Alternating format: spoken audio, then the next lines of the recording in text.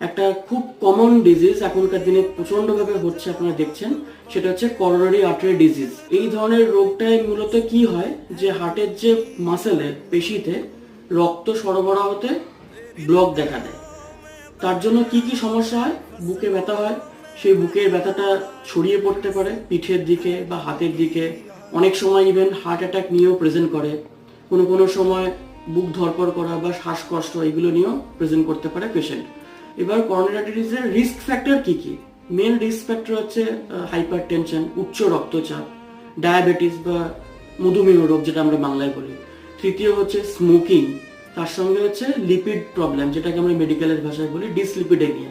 Cholesterol, triglyceride এগুলো বেড়ে গেলে হচ্ছে করোনারি আর্টারি ডিজিজের রিস্ক ফ্যাক্টর অনেকটাই বেড়ে যায়।